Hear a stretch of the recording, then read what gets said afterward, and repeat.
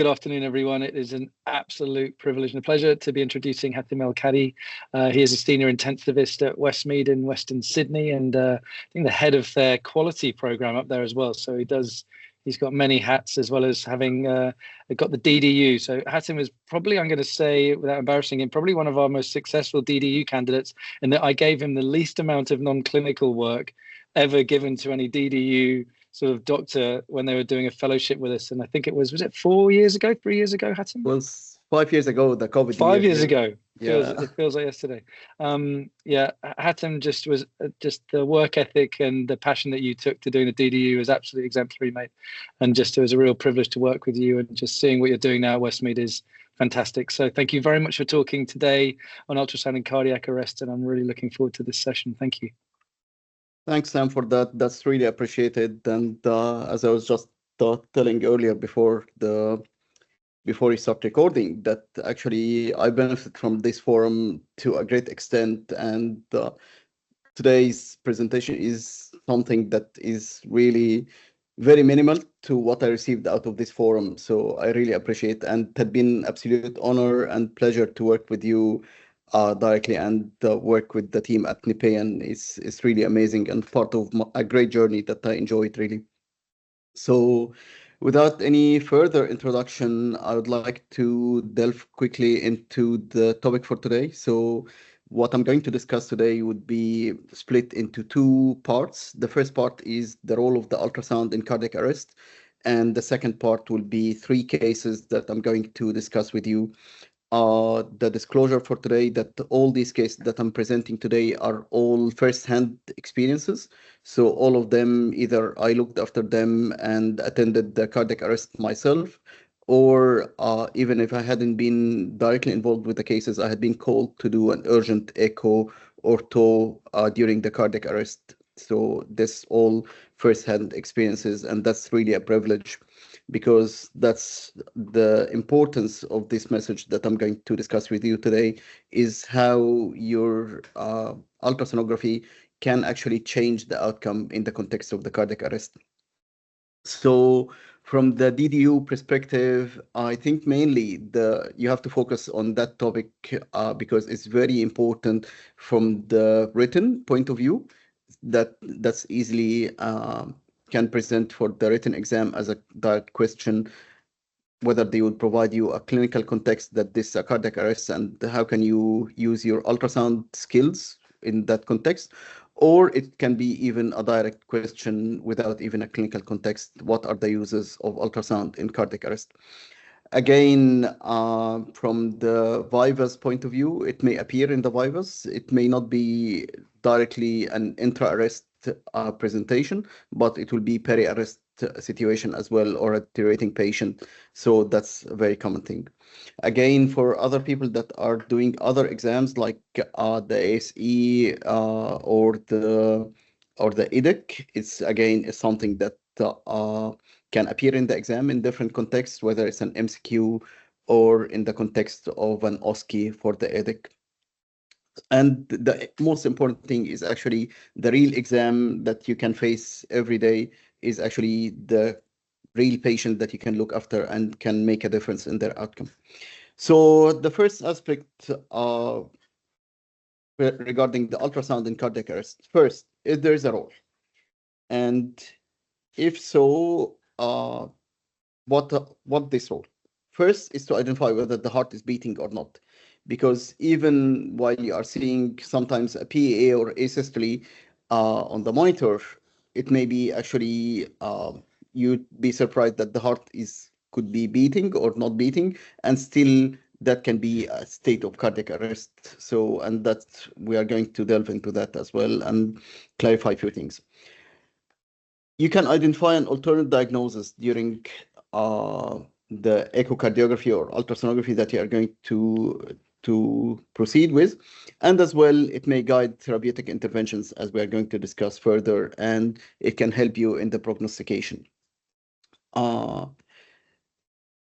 This a quick thing, as you can see here, as soon as you put the probe, you'd be able to identify that there is actually a massive aortic dissection at the aortic root, and you can see the flap here.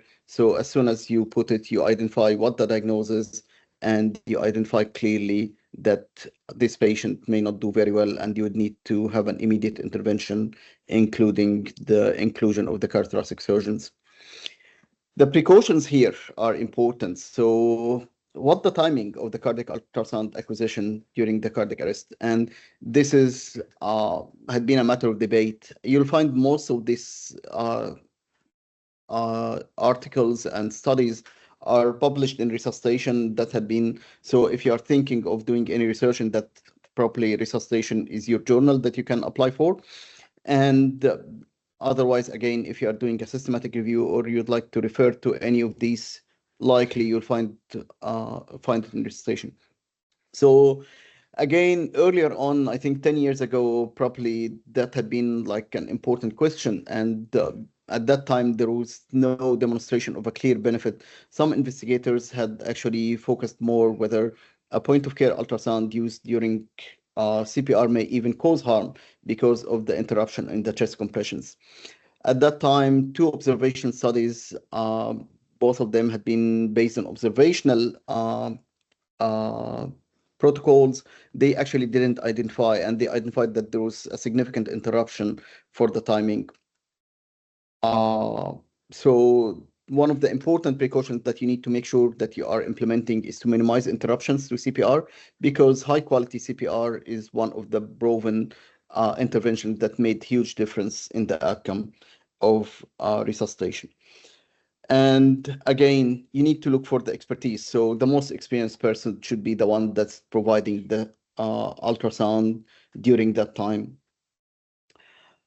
So at that time, again, even up to 2020, there had been some concern that had been raised. And while there was some debate regarding the usefulness in the cardiac arrest, there was some concerns, particularly in regards of the appropriate timing. So the evidence that we do have is, first, we have some evidence that came again in resuscitation in 2018, and that at that time, the quality of focused cardiac ultrasound images obtained during rhythm analysis, which is the small window that you can use, was superior to that of images obtained during chest compressions. So properly, if you are going to choose this window properly, that will be the time that to obtain the best images, and time it very well with the interruption of the without further interruption of the resuscitation efforts. So that can be properly a good window for timing. Again, that was a prospective study that was done, and that at that time was demonstrating that there had been a prolonged interruption of the cardiac arrest of the resuscitation efforts. And as you can see, that had been based in conclusion of that, for 24 patients with cardiac arrest, point of care ultrasound during CPR pauses was associated with longer interruptions in CPR. So again, whether this particular interruption actually led to further deterioration or change in the outcome for patients. And you can see that in that, again, the short interruptions actually was positively associated with return of spontaneous circulation and survival to hospital discharge. So again, we have to make sure that this time is quite minimized. Hatem, they videoed the resuscitation efforts there, is that right? Yes, exactly. That's wicked. How did they get ethics for that? That's a sensational study. Yeah, exactly. I think that from the US, and that's from the ELSO, from the task force. And wow, that's really cool. Yeah, it is. Yeah. And this one again, it's basically they use this as well for a prognostic tool for the clinical outcomes, and it's definitely providing a different window compared to the traditional resuscitation. So for atraumatic non-shockable cardiac arrest, did actually provide any reliable prediction, and that was a systematic review from the shock investigators.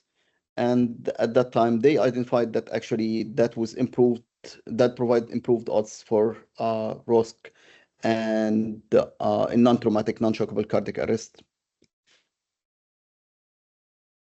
And again, that is an important aspect, because occasionally you would see a PA or an asystole, but you are not entirely sure whether there is any cardiac activity that's happening or not. And on many occasions, people had been stopping the CPR based on the flat line for asystole. But in that particular study, they identified that the presence of cardiac wall or valve movement on focused ultrasound was actually associated with risk and survival to hospital outcome. So that was important, that even if it's a flat line asystole, there is a scope that you can identify some cardiac activity with further continuation of cardiac resuscitation, and that helped for these patients actually to survive till hospital outcome. So are you going to do, what are you going to do exactly? Are you going to do a transthoracic echo? Are you going to combine it with something else? Are you going, and the next question after that, do we have any particular protocol to follow?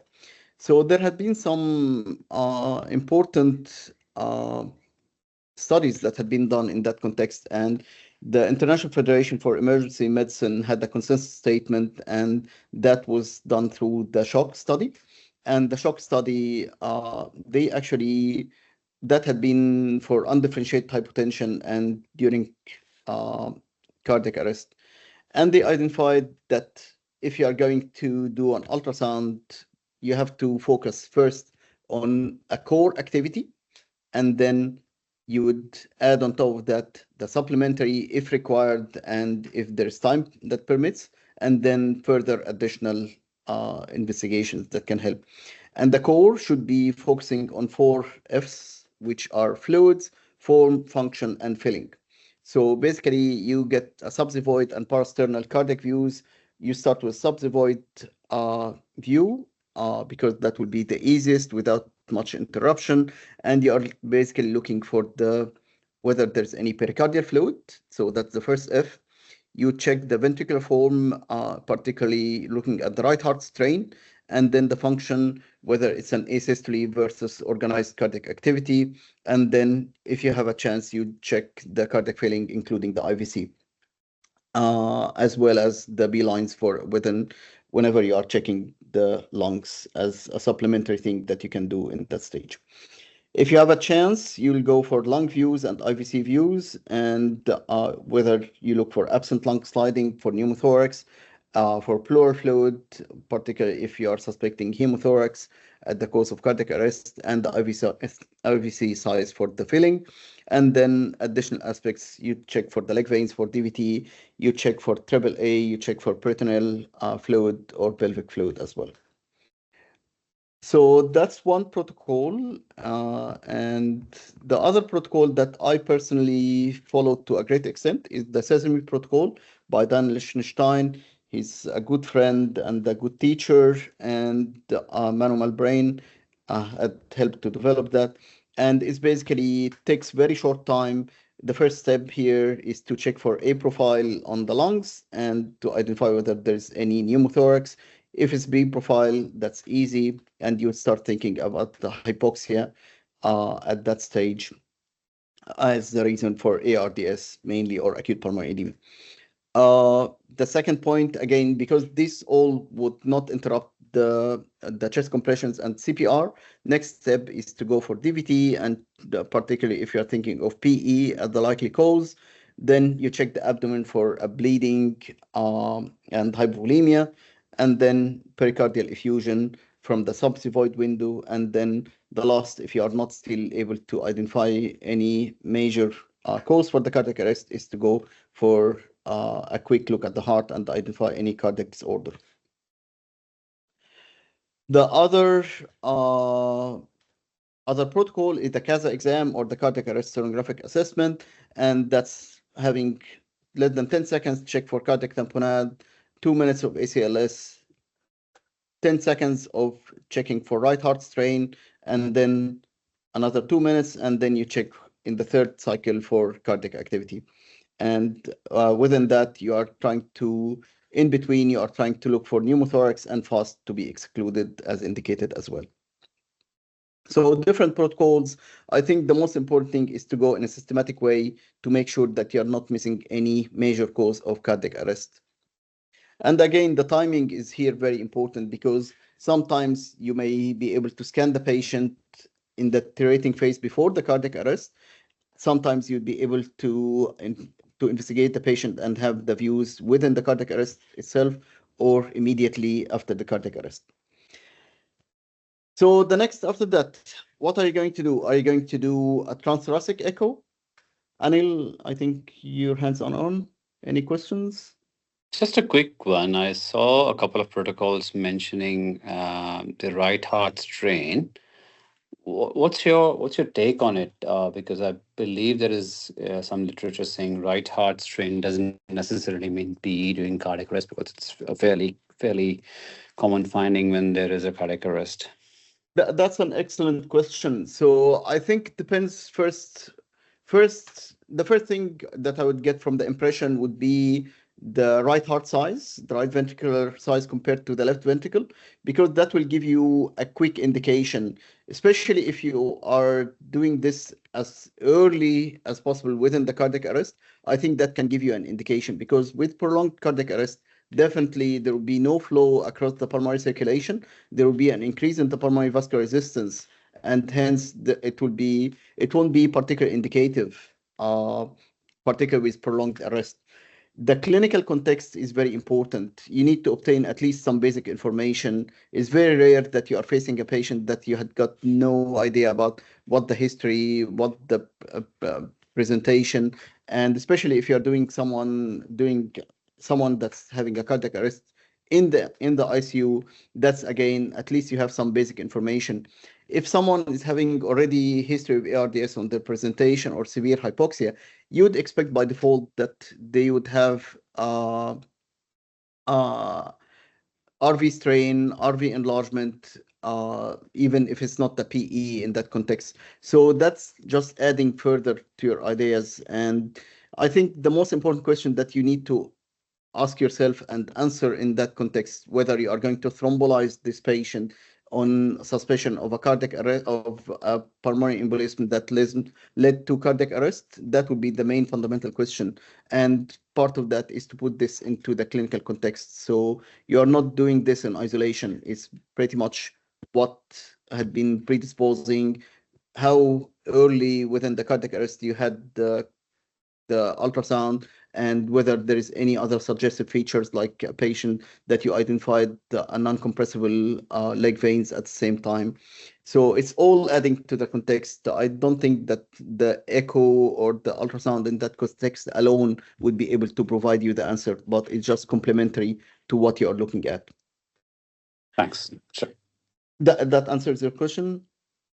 It does. It does. It just the main takeaway for me is early onset right ventricular dilatation has maybe a higher likelihood of it being pulmonary vasculature getting blocked by an embolus. Later onset probably means nothing. Yeah.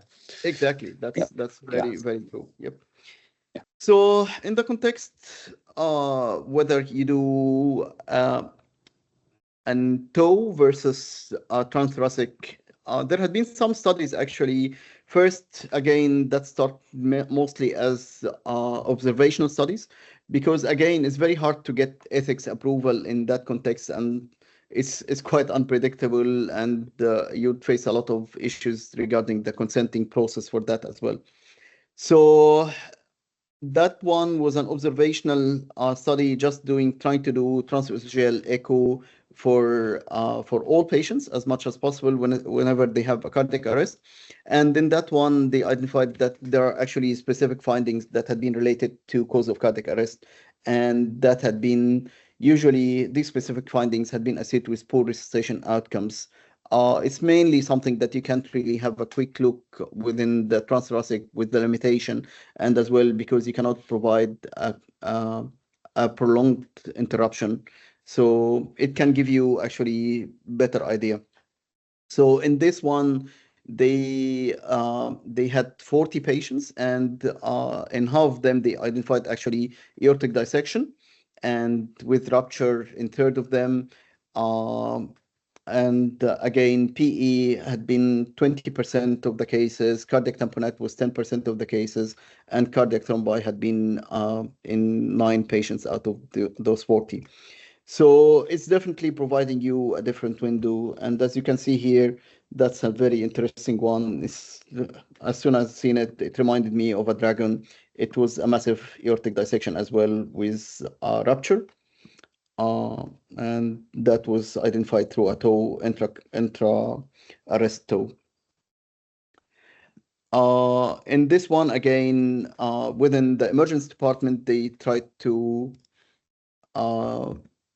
have a toe immediately for these patients. And again, it was mainly for a feasibility, and they identified again whether there's cardiac activity or not.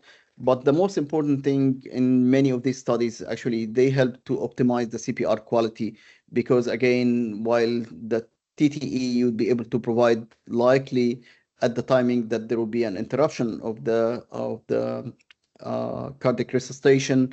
In fact, the toe can be provided while the resuscitation activities is happening, and can show exactly whether there is any effective mobilization of the blood flow and compression of the left ventricle or not. And again, it helped to identify the fine VF and the pseudo PA. And again, in that context, most of the protocols had been going through very focused toe rather than a full toe. So basically looking at the mid-esophageal 4-chamber view, and that would provide you a quick idea regarding the tamponade, assess whether there's cardiac activity, identify any intracardiac thrombi, and assessment of left ventricular, right ventricular size and function, and detection of fine VF. When you go to the mid-esophageal long axis, that would help you to identify the compression. But again, if you go through the aortic root, you would be able to identify the dissection. And transgastric short axis would identify the cardiac activity, left ventricle and right ventricular size and function. The mid-esophageal bicaval view, that would help you to get you a volume responsiveness if there is any cardiac activity, and as well it will help you for procedural guidance for ECMO, which we are going to discuss further as well. I think that one was again the one that we discussed earlier, that identified a true lumen and false lumen at the aortic root. And another important question that can be asked usually, even in the vivas for the DDU, can be how we can identify that true lumen from the false lumen. For eCPR, that's again another important element of the implementation of TOE, and that can help you can provide you guidance regarding the cannulation, both on the arterial and venous side. This one, I would acknowledge that I took it from one of my colleagues that was teaching at the Prince Charles ECMO cannulation course, and that was showing the guidance for cannulation through a bicaval view. I think I had one personally later on. I'm not sure whether I included or not.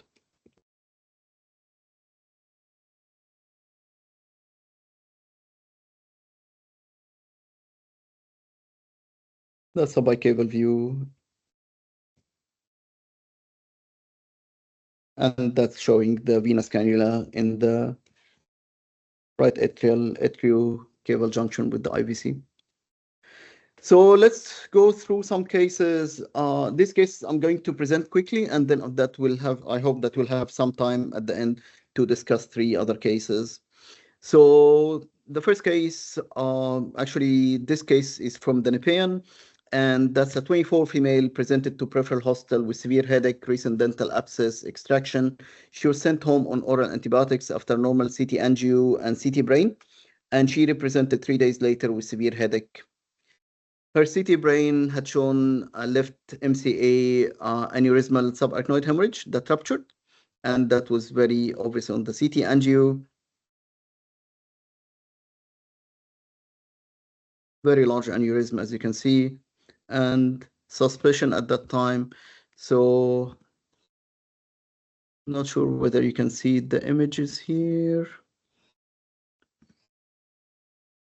So that's a short axis at the mitral valve level and showing mobile mass here over the A1 scallop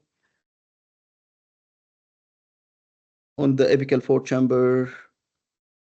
That's again demonstrated, and with a focused view, that was an attachment here between A1 and A2. So that was suspected to be a vegetation with infective endocarditis. So you can see it better here.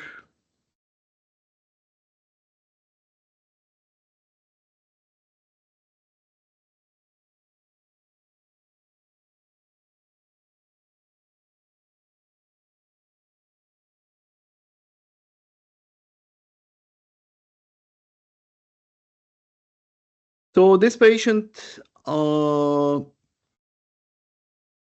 immediately after insertion of a central line, this patient ended up having an increase in her noradrenaline requirements, and soon after she arrested.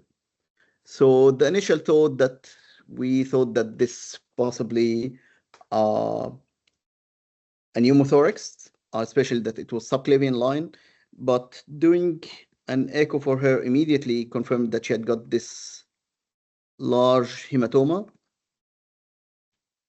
over the pericardial space, and she had a cardiac tamponade at that time. I'm not sure whether you can see the needle. So we end up draining it, and she had the tip of the guide wire actually was, the insertion was using the other end of the guide wire rather than the rounded soft end, and this large hematoma was extracted from her pericardial space in theaters. Second case is a 30 years female present to ED with acute shortness of breath, history of bilateral breast cancer with bilateral mastectomies, peri-arrest by the time I arrived to ED, and given the history, ED team was preparing for thrombolysis for suspected massive PE given history of malignancy.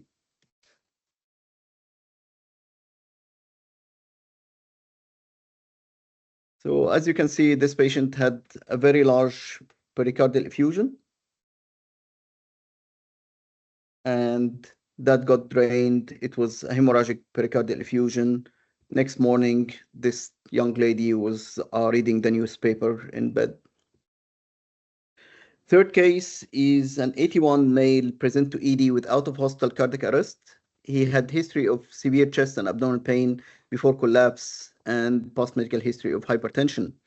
And this one, we did an abdominal ultrasound for him at the time of the arrest. And as you can see here, that's showing a dissection flap in his large abdominal aneurysm. And this patient was again rushed to theater, and he survived this episode. Fourth case here is that's Daniel Lichtenstein, as you can see here. And this is an 80 years male, non-COPD, with an acute exacerbation. He had a med call in the ward for hypoxia, saturation of 81 on non-rebreather, 15 liters.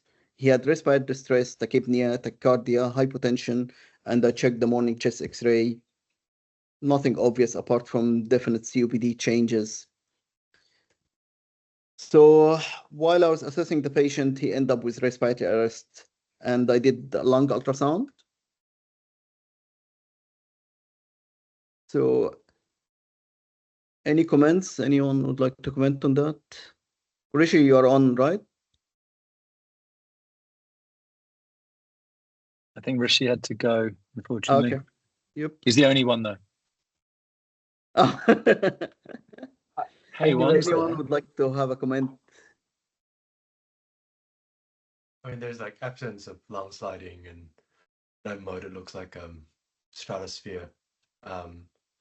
So suspicious for pneumothorax. Yep, good. Okay.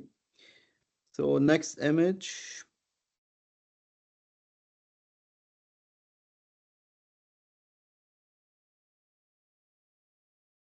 What do you think?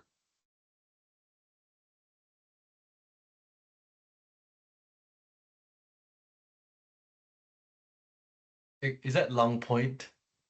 Yeah. Okay, so that's a lung pulse or lung point, and you can see it here on this view. Probably it's not the best view, but again, you can see an element of the stratosphere, as you would say.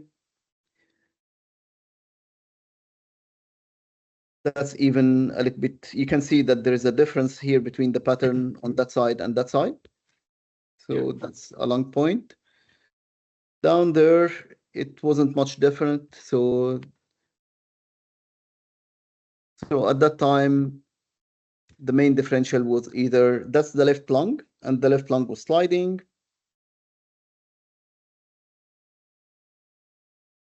So there was a difference between both sides. But the problem here with this patient, that this patient actually had underlying COPD with multiple bulli. And so it became very tricky at that time, and I had to make a clinical decision. So because he was already in respiratory arrest, I placed a chest drain. And unfortunately, the first chest drain just went into the subcutaneous tissue. So although the needle was inside the pleural cavity, so it just helped. He had a little bit of spontaneous circulation at that time and start breathing again. But when we did the chest X-ray, there was a definite pneumothorax. And when I did the lung ultrasound at the same time, it was still not showing. There was still no lung sliding and still having a lung point at that time. And you can see the pneumothorax here. So after manipulation of the chest drain, now there was lung sliding and the chest X-ray was showing good inflation. So I think, again, it's very tricky situation when you had patients with very significant COPD, because it's the lung sliding may not be absolutely a foolproof that there is an underlying pneumothorax, because some of the bully may actually mimic exactly. But I got a little bit more confidence at that time, given that there was a lung point, that there's some movement that's happening with the bag mask. That with the, I think, yeah, we did just bag mask at that time, and some lung movement end up showing some lung sliding and a lung pulse or lung point. So he was lucky to survive this. Last case before we go for the other cases, this 75 male admitted to ICU with septic shock, query urosepsis, referred from peripheral hospital with no clear history, hypotension, vague history of dysuria, and past medical history again was not very clear, probably congestive cardiac failure. And conservative fluid resuscitation would provided 1 liter of IV fluids followed by peripheral methaminone. As soon as he arrived to the ICU, he had the cardiac arrest 15 minutes after arrival. Anyone would like to have a comment on that?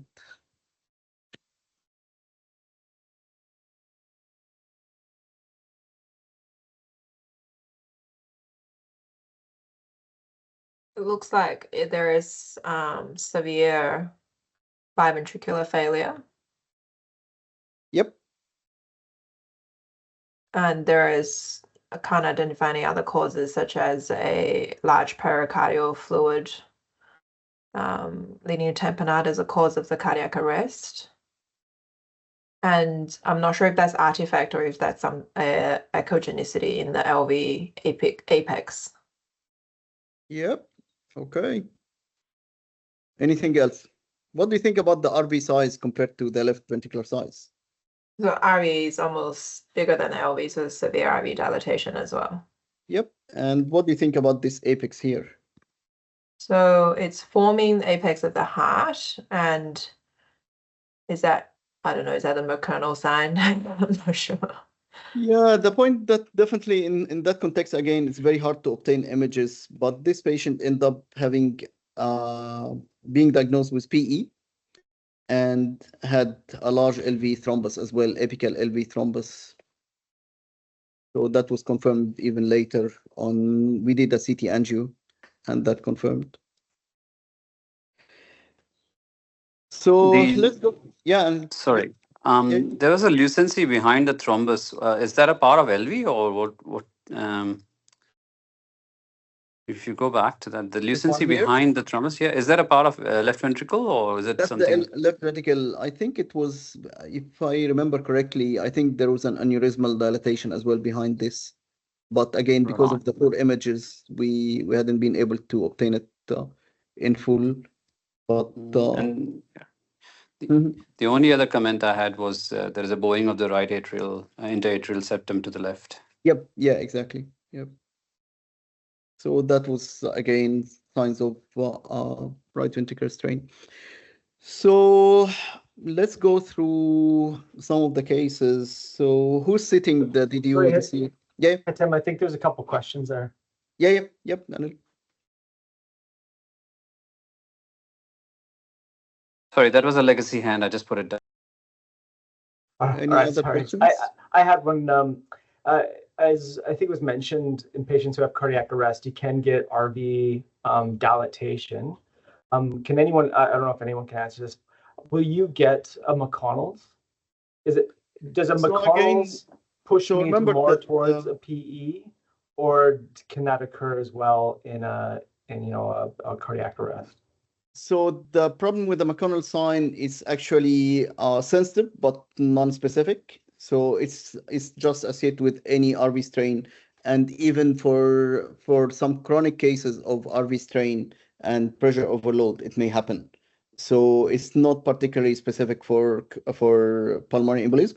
It's just an association rather than something that you will, when you see it, you'll say, yes, definitely, that's the patient that I'm going to thrombolize. And I think probably it's the same with most things in echo. Trying to use one marker to give you the diagnosis is really challenging. I think there's always some kind of specificity or sensitivity problem with each echo finding. The only one that I think of is probably annulus reversus that's pathognomonic, but otherwise all of them, you've got to take it in clinical context, take each echo finding with a little bit of a pinch of salt and try and do your best at putting it together. It's not perfect, is it, unfortunately? Exactly. I think that the question is, Hatem, I think you said that the mechanism of RV dilatation is an increase in your pulmonary vascular resistance. And in that case, that would, like an RV strain pattern would make sense. But if it was part of RV stunning, then you wouldn't expect perhaps that acute cor pulmonale sort of thing. No, to some extent, right? Again, to a great extent, but not for every case. So I do have 3 cases with me today. Who is sitting the exam this year?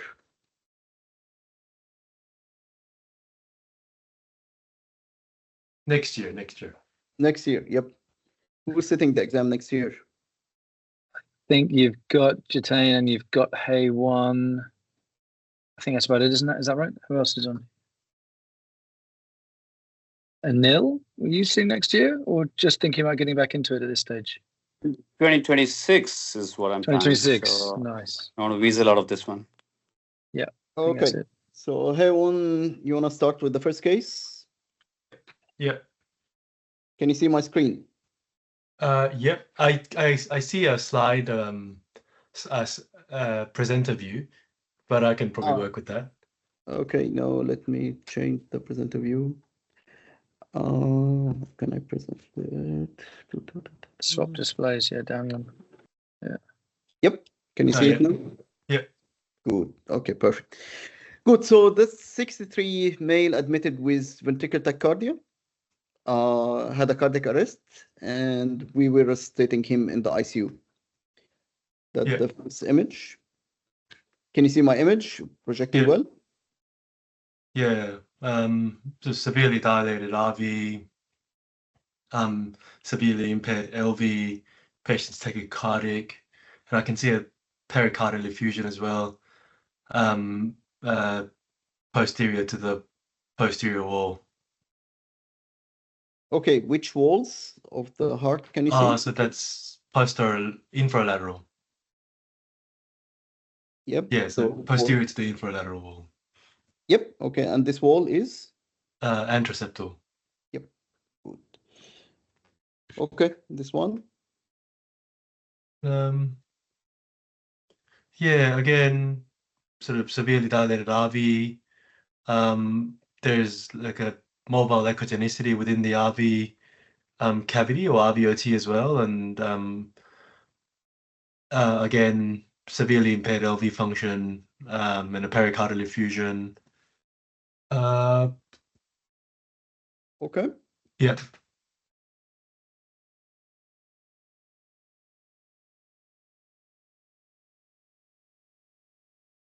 So again, I think the salient finding is dilated RV here. Again, it's not a large pericardial effusion, but probably about a centimeter pericardial effusion adjacent to the sort of inferior and the lateral wall of the LV. I mean, the echogenicity that I mentioned earlier might just be a part of the tricuspid apparatus in a massively dilated RV. I think there's also some regional wall abnormality, but I'd like to sort of check with other views. So which walls are these one? So I feel that the septum is hypokinetic compared to the rest. So anteroseptum and the infraseptum are both hypokinetic compared to others.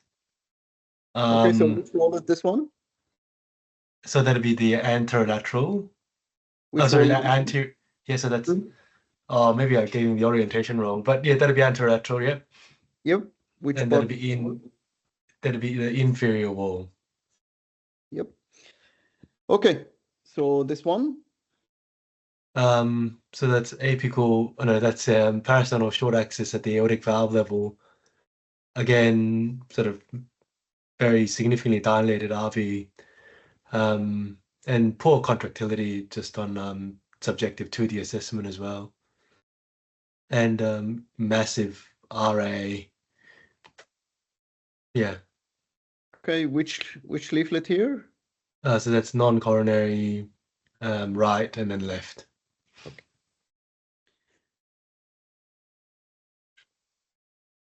I mean, that must be sort of off-axis, subcostal.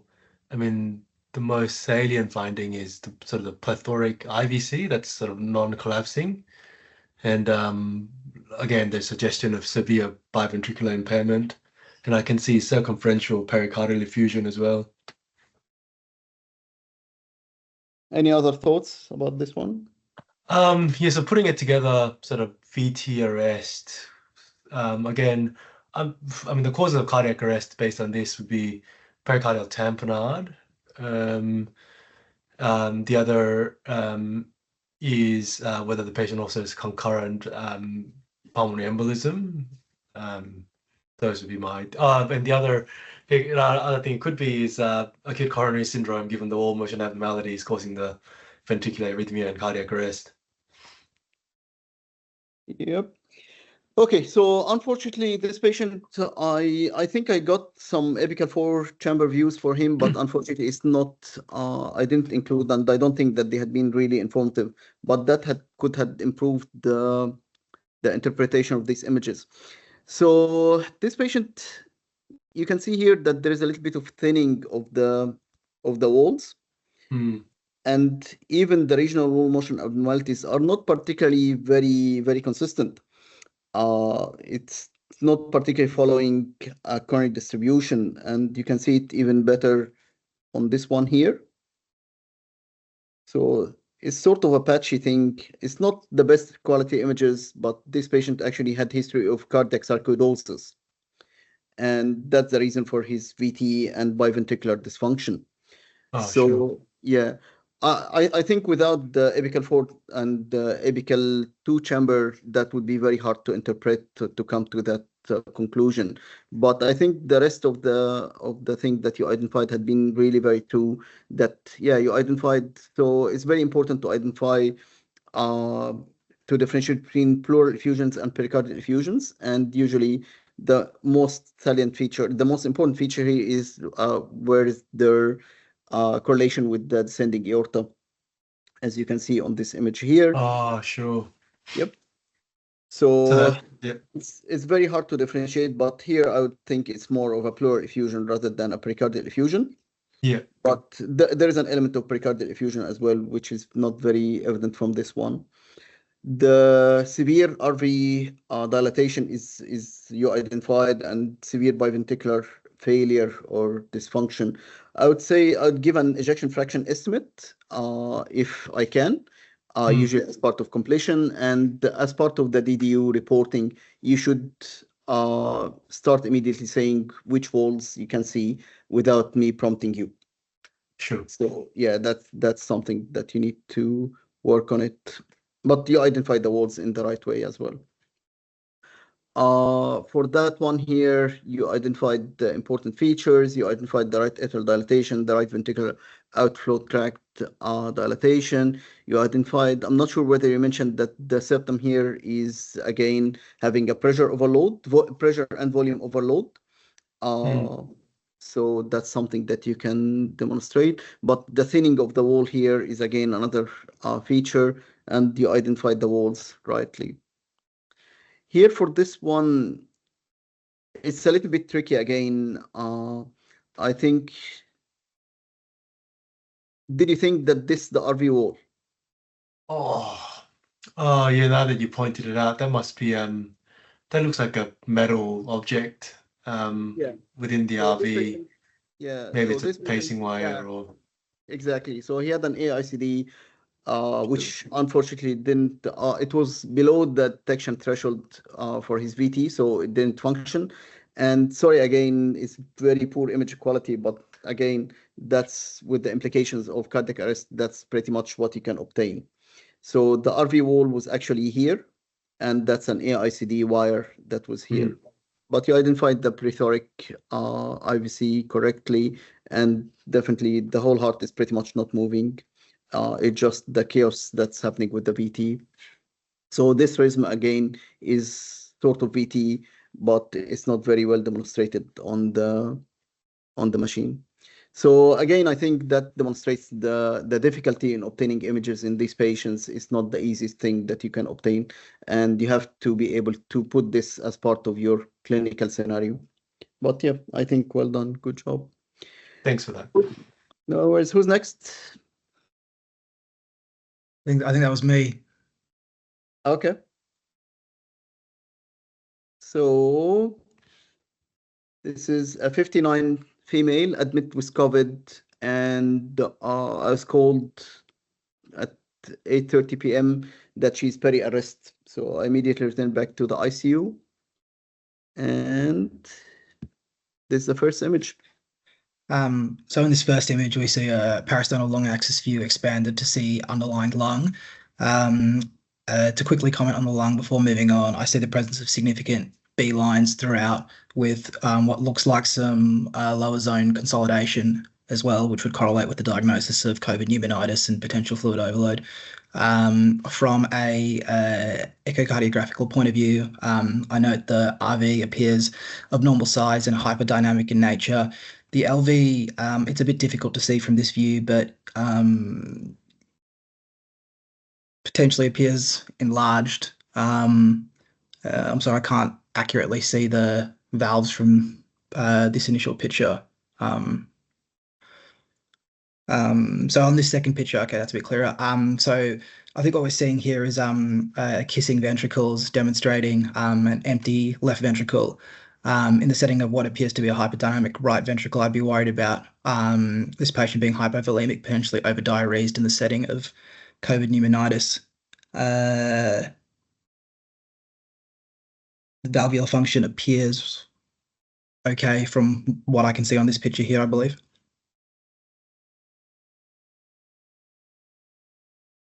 So this is an RV inflow view, which demonstrates I'd have to confirm on the presence of the scale, but I think I might see some TR there, but it doesn't seem overwhelming in nature from this initial view. Actually, I take it back. On the picture of the continuous wave Doppler, after that, I can see that there is a very significant level of tricuspid regurgitation with high volume aliasing, with a Vmax of 3.94 demonstrating severe pulmonary hypertension. So I suspect that in the setting of COVID pneumonitis, this patient has severely elevated pulmonary vascular resistance. How can you evaluate the tricuspid regurg?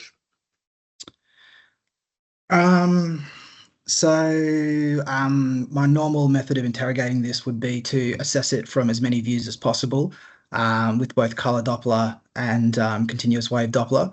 I would try and utilize normal methods of interrogation, such as the size of the vena contractor, whether it's concentric or eccentric or wall hugging, as well as the volume of the right atrium it encompasses on the jet.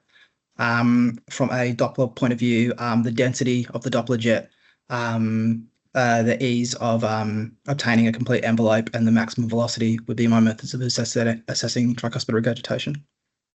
So based on that, what do you think the classification or the grading of this TR here? I'd probably call it minor to moderate in the setting of, I'd probably call it minor to moderate, but obviously representative of severe pulmonary hypertension. Okay, and if I push you further, is it mild or moderate? Mild would be my guess. You make me so happy, Hatem. Don't let him get away with his mild to moderate. So this is a parasternal short axis view demonstrating a hyperdynamic left ventricle with complete collapse in end systole, and what appears to be RV dilatation. And I suspect some evidence of it appears like there's some diastolic septal flattening. I think it's a bit hard to say without slowing the image down.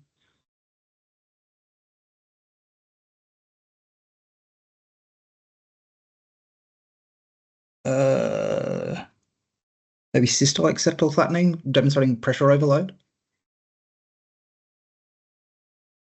And then we have what I suspect to be an apical four-chamber view, which demonstrates a significantly dilated right ventricle in comparison to the left ventricle, as well as an enlarged right atrium with what appears to have persistent septal bowing towards the left side, demonstrating right atrial volume and pressure overload. This image here? Yep. So what that looks like to be is a pulse wave Doppler over the hepatic vein, looking for the presence of hepatic vein reflux, which I think is present here, demonstrating significant tricuspid regurgitation, which I guess makes me reassess whether I called that mild earlier on a previous image, as well as what appears to be a enlarged IVC, but I'd want to reassess that on a moving B-mode image. And this is, again, what I suspect to be an apical four-chamber view, which, again, demonstrates a significantly enlarged right ventricle with what I believe to be McConnell's sign, a hyperdynamic apex with hypokinetic lateral segments. I noticed that while longitudinal function appears preserved on the right side, it would seem that circumferential contractility appears slightly impaired. The left ventricle appears to be functioning normally, though underfilled, I suspect, from underdelivery from a failing right heart. I noticed the ECG trace is also missing on this picture, so it makes it a bit more difficult to interpret. Okay, so if you'd like to put all of this together, what would you say? This appears to be a patient suffering from severe COVID pneumonitis with, I suspect, from a combination of respiratory failure and difficult ventilation, increased pulmonary vascular resistance leading to right heart failure, right atrial overload, with hepatic reflux and LV under delivery, though I'd want to exclude other causes of acute right heart failure, such as a pulmonary embolus, as well as a pneumothorax or other respiratory pathology. Oh, not a pneumothorax, actually. Sorry, not a pneumothorax.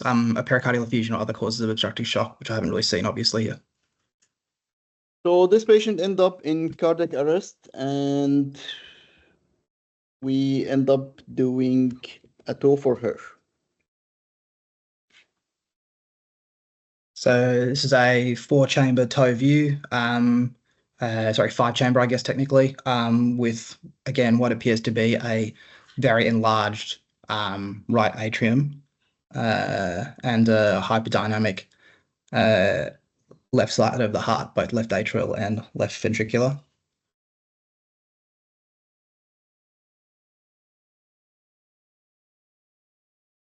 Okay.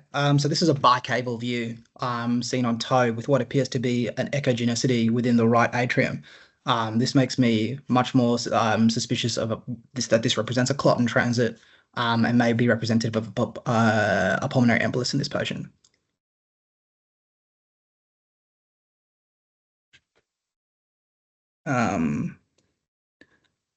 I think I'm looking at another bicable view which shows more echogenicity within the area, but I'm sorry, I can't interpret this one too much more clearly than that. Oh wait, is that an echo cannula I see there? That's being passed upwards actually, as well. Yep.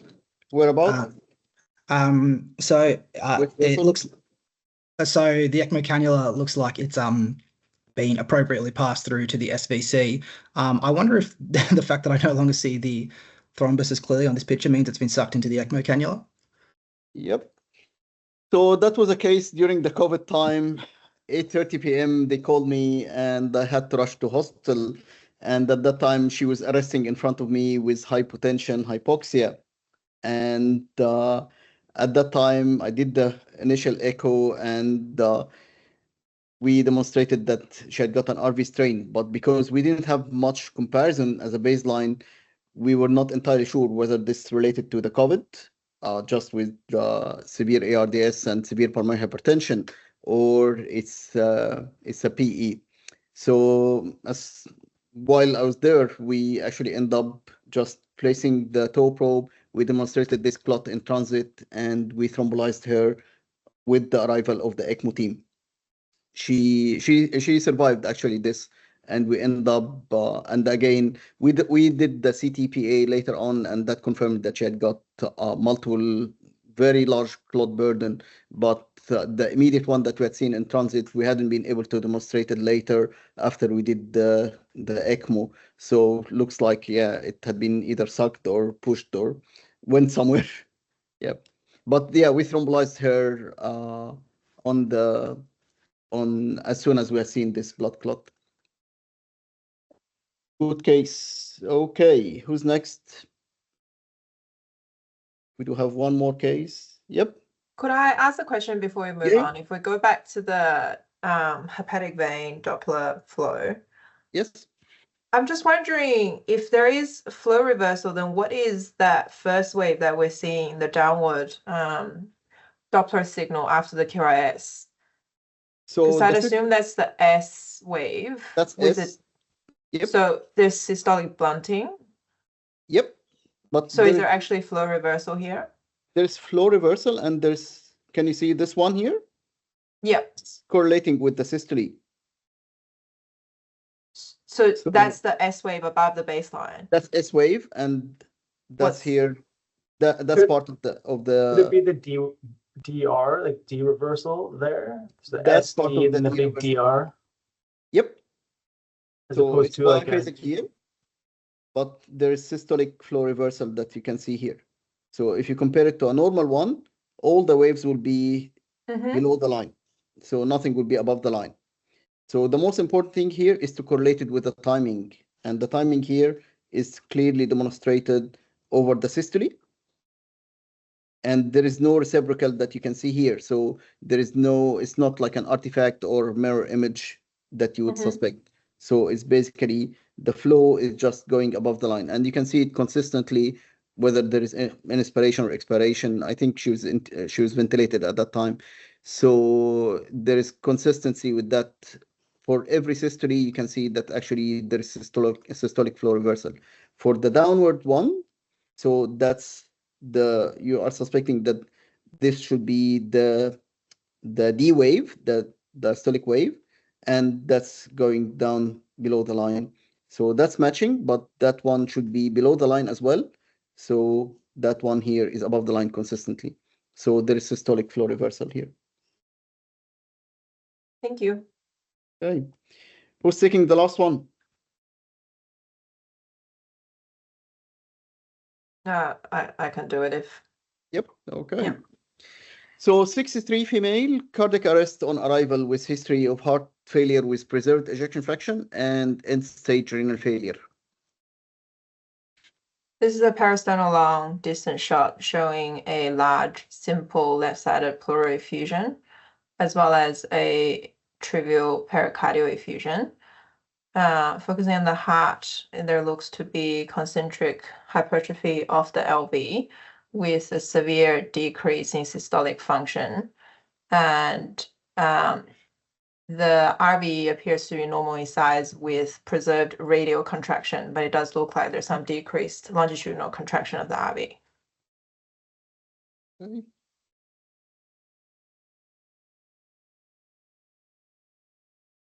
This is a more focused view, and I can appreciate a dilated left atrium. Otherwise, looking at the valvular function, the mitral valve leaflet tips looks thickened with reduced leaflet excursion. In particular, the posterior leaflet looks restricted in motion. The aortic valve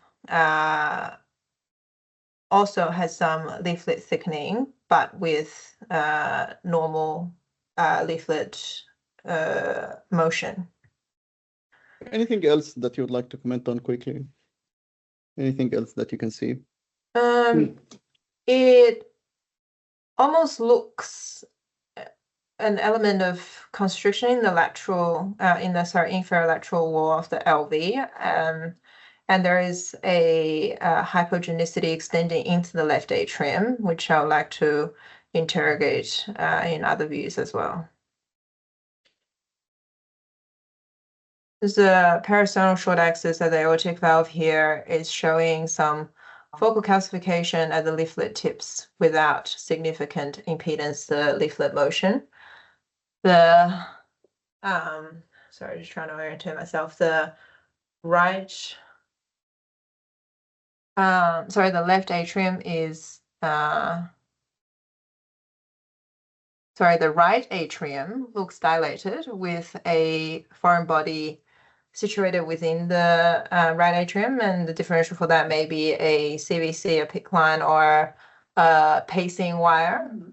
There's abnormal soft tissue hypogenicity within the right atrium, and I'm worried about soft tissue mass or infiltration into the endocardium. On this side is the mid-pap level of the LV. It's the off-axis cut. I'm also capturing what I think is the tricuspid valve and the RV inflow here.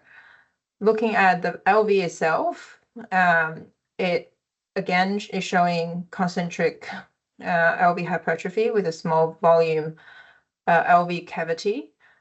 Can't appreciate any obvious regional ischemic regional wall motion abnormalities, but it's showing a globally reduced thickening of the LV wall.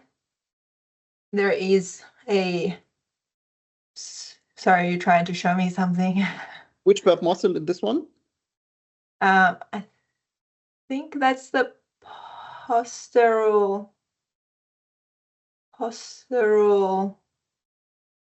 and I'm sorry, I cannot tell you for sure.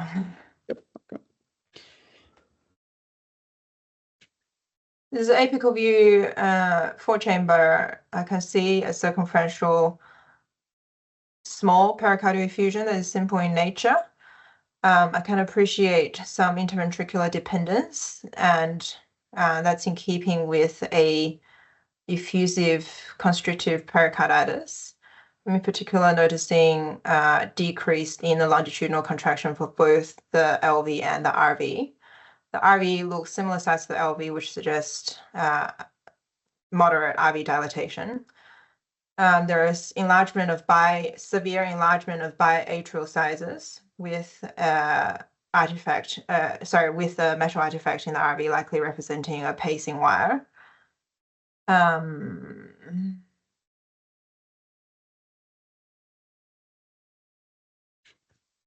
Applying some color flow Doppler, the velocity is around 60, is showing looks like severe tricuspid regurgitation in the setting of a wire through the tricuspid valve. It likely contributes also to the severity of the regurgitation.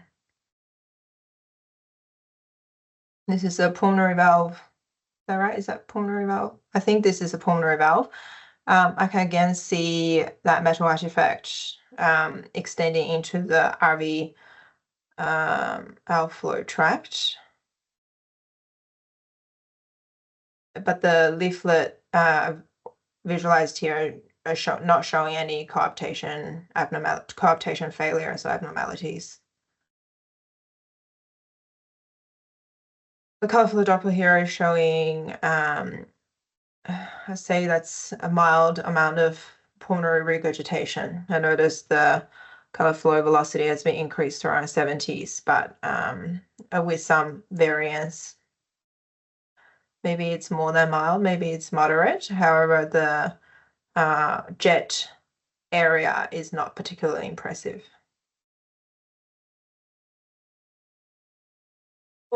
Some interrogation of the mitral inflow. The E velocity is less than 1, but is significantly higher than the A velocity. This is in the context of abnormal LV systolic function. This is going to be at least moderate diastolic dysfunction, and it's in keeping with elevated left atrial filling pressure.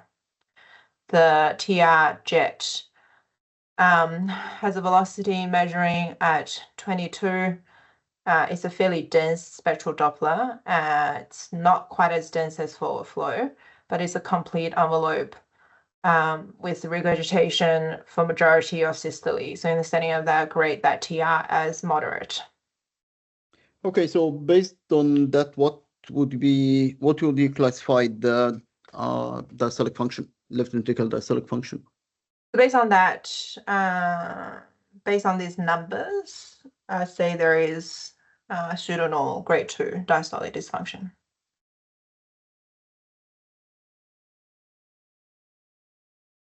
Some lung ultrasound here. I can see sliding of the lung, and I can see A-line artifact suggesting normal, no significant parenchymal disease. This is, can't tell if that's the left or the right, but that's showing a simple pleural effusion with collapsed lung underlying. Okay, can you sum up everything together? Can I? So this is a 63-year-old lady, post-cardiac arrest with history of end-stage renal failure and evidence on ultrasound of likely chronicity to the pleural effusion as well as the pericardial effusion. There seemed to be an effusive constrictive pericarditis process going on, and there is severe biventricular dysfunction. The cause of her arrest, I am not confident on. Sorry. That's okay. So I think probably your interpretation was generally good. My question to you is, what do you think is happening in the left ventricle? Is that a normal left ventricular wall? So there is concentric hypertrophy of the LV1, the setting of end-stage renal failure. I wonder if this is someone that's been on long-term dialysis, causing remodeling of the LV. Yep. Any other features that you can see here? I think on this one here. Yeah, Anil. I mean, just looking at the echogenicity, is there an abnormal echogenicity of the myocardium diffusely? Yep. It's like almost, look, I will hazard a guess over there, but it's an infiltrative cardiomyopathy of some kind, and amyloidosis would be my guess over here. Yeah, exactly. Yeah. So I didn't show the strain pattern because that's the typical cherry on top. But as you can see here, this particular pattern of sparkling, you can see it here. I think it's more evident on the, even here. You can see it here within the wall. So very thick wall. I think that was 17 or 18 millimeter, as far as I remember. And the infiltrative process, you can see it even in all the walls of the heart everywhere, not just limited even to the left ventricle. I think even the right ventricle, if you focus, you'll find some element of hypertrophy there. So the association of the end-stage renal failure, the large pleural effusions for someone that's having the heart failure with preserved ejection fraction, I would raise the suspicion that this is an infiltrative cardiomyopathy, and that was actually what ended up with this patient cardiac arrest. For your interpretation of the diastolic dysfunction, so given that this more than, so E to A ratio is more than 2, and the problem that here you'll be underestimating the tricuspid regurg velocity because of the poor RV function in that context.